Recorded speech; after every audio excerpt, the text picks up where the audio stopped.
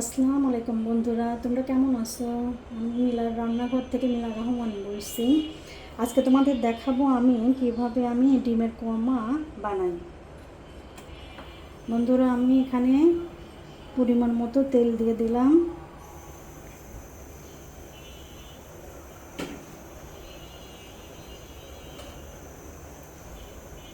তেলটা গরম হলে আমি পেঁয়াজ কুচি দিয়ে দিলাম।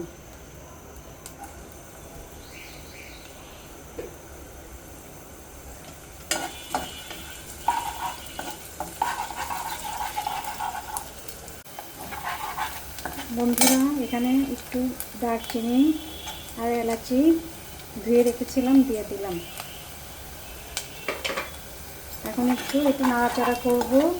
পেঁয়াজটা একটু হালকা একটু যাতে ভাজা ভাজা হয় হালকা। হ্যাঁ বন্ধুরা, এখানে আমি আদা আর রসুন রেখেছিলাম, এখন আমি এটা দিয়ে দিব।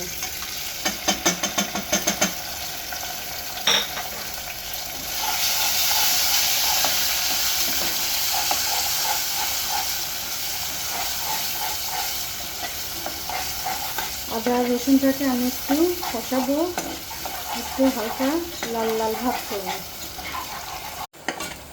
হ্যাঁ বন্ধুরা, আমার আদা রসুনটা কষানো হয়ে গিয়েছে। একটু মরিচ দিয়ে দিব, একটু হালকা ফাড়া দিয়ে রেখেছিলাম।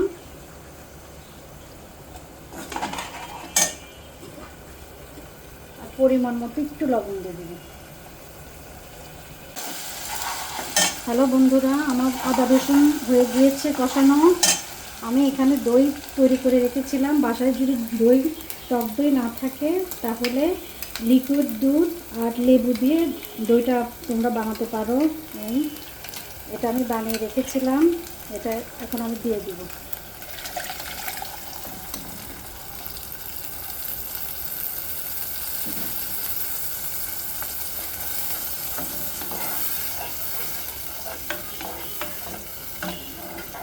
এখন আমি এটা নাড়াচাড়া করে কিছুক্ষণ এটাকে একটু কষাতে থাকবো। হ্যালো বন্ধুরা, আমি এখানে 6টা ডিম সিদ্ধ করে হালকা ভেজে রেখেছি। এখন আমি এটার মধ্যে দিয়ে দিব।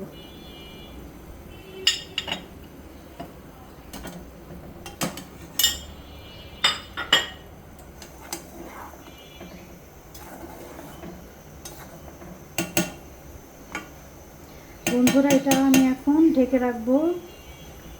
এটা কিছুক্ষণ ঢেকে রাখবো, এটা রান্না হওয়ার জন্য ঢেকে রাখবো। বন্ধুরা, কিছুক্ষণ এটা রান্না হওয়ার জন্য আমি ঢেকে রাখলাম।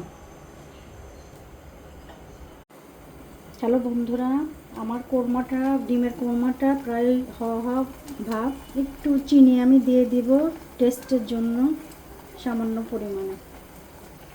আবার একটু ঢেকে দিব। হ্যালো বন্ধুরা, আমার ডিমের কোরমাটা হয়ে গিয়েছে। এখন এটা আমি নামিয়ে ফেলব।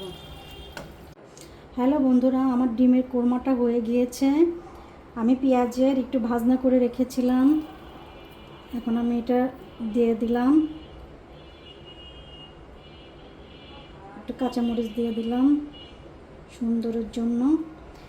বন্ধুরা, একদম ইজিভাবে ডিমের কোরমাটা কীভাবে আমি বানালাম আপনারা বানিয়ে খেতে পারেন। আপনারা ভালো লাগবে আপনাদের কাছে। আমার ভিডিওটা ভালো লাগলে প্লিজ লাইক কমেন্ট করে শেয়ার করে পাশে থাকবেন। ধন্যবাদ।